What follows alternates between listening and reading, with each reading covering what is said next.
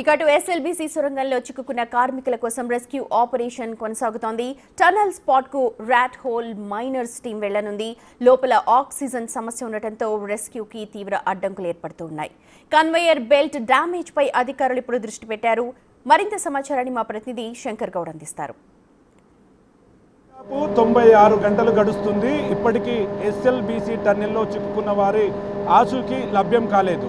Present మనం SLBC tunnel దగ్గర ఉన్నాము. టన్నెల్ దగ్గర పరిస్థితిని మన కెమెరామెన్ చూపించే ప్రయత్నం చేస్తున్నాడు. మొత్తంగా ఈ టన్నెల్ దగ్గర 96 గంటలుగా లోపల చిక్కుకున్నటువంటి 8 మంది వారి ఆచూకీ లభ్యం కాకపోవడంతో ఇప్పటికీ రెస్క్యూ ఆపరేషన్ కొనసాగుతున్నటువంటి పరిస్థితి టన్నెల్ దగ్గర గమనించవచ్చు. నిన్న ఏదైతే ఉత్తరాఖండ్లో సొరంగంలో చిక్కుకున్న వారిని సురక్షితంగా బయటికి తెచ్చిన ర్యాక్ హోల్ మైనర్స్ కూడా ఇక్కడికి రావడం, వాళ్ళు లోపలికి వెళ్ళడం, అక్కడ దాదాపు 100 మీటర్ల దూరంలోనే అంటే దాటుకొని 50 మీటర్ల దూరం వరకు కూడా వాళ్ళు వెళ్ళగలిగారు. అంటే సంఘటన స్థలానికి వాళ్ళు 50 మీటర్ల దగ్గరికి చేరుకోవడంతో అక్కడ వారికి ఆక్సిజన్ కష్టంగా మారినటువంటి పరిస్థితి కనిపించింది. ముఖ్యంగా ఈ విషయాన్ని వారే ఒక సెల్ఫీ వీడియో ద్వారా కూడా బయటికి చూపించినటువంటి పరిస్థితి. ప్రజెంట్ మనం టన్నెల్ను ఒకసారి గమనిస్తే మనకు కెమెరామెన్ చూస్తున్నటువంటి ఆ కన్వేయర్ బెల్ట్ ఏదైతే ఉందో అది రెగ్యులర్గా లోపల ఉన్నటువంటి వర్క్ జరుగుతున్నటువంటి సమయంలో మొత్తం వేస్టేజ్ను కూడా బయటికి పంపించేందుకు ఉపయోగపడుతుంది.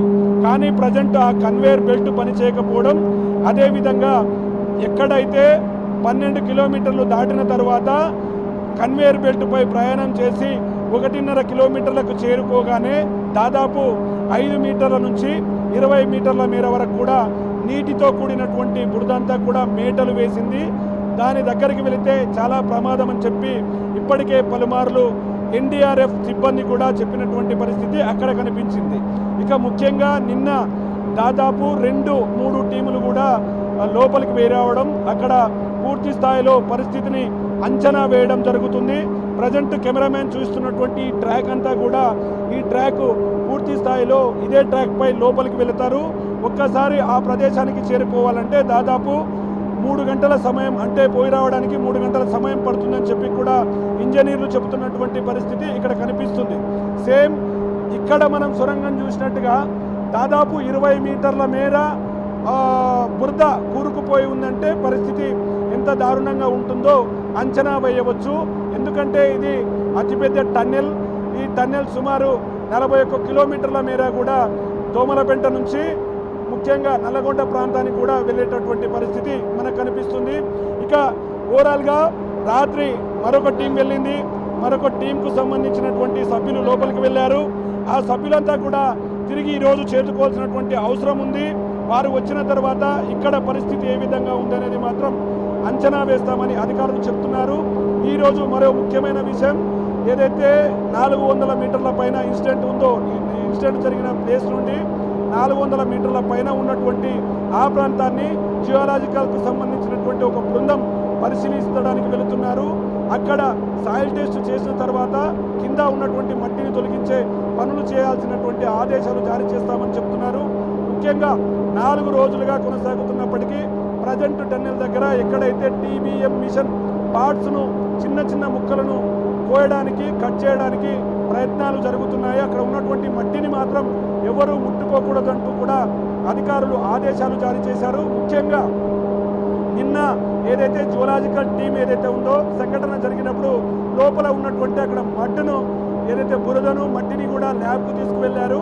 అంతకుముందు ప్రమాదం జరిగిన కన్నా ముందు కూడా ఉన్నటువంటి శాంపిల్స్ను తీసుకువెళ్ళి ప్రమాదానికి ముందు, ప్రమాదానికి తర్వాత భూమి పొరలలో వచ్చినటువంటి వ్యత్యాసాలను, అక్కడ ఉన్నటువంటి భూమికి సంబంధించినటువంటి లక్షణాలను పూర్తి స్థాయిలో అంచనా వేసిన తర్వాతనే అక్కడ ఉన్నటువంటి బురదను తొలగించాలి. లేదంటే బ్యాక్ సైడ్లో ఉన్నటువంటి బురద అంతా అక్కడ ఏదైనా మిస్టేక్ జరిగితే 20 మీటర్ల మేర 100 మీటర్ల మేర పేరుకుపోయిన బురద ఒక్కసారిగా మనుషుల మీదకి వచ్చి మరొక ప్రమాదం జరిగే అవకాశం ఉందని చెప్పి కూడా ఇంజనీర్లు, జియోలాజికల్ సిబ్బంది, ఎన్డీఆర్ఎఫ్ సిబ్బంది, రెస్క్యూ ఆపరేషన్స్కు సంబంధించినటువంటి అధికారులు చెప్పే సూచనలు చేస్తున్నారు. ఇక నిన్న ఏదైతే డాగ్స్ను కూడా లోపలికి తీసుకువెళ్లారో ఆ డాగ్స్ కూడా నైట్ బయటకు వచ్చాయి.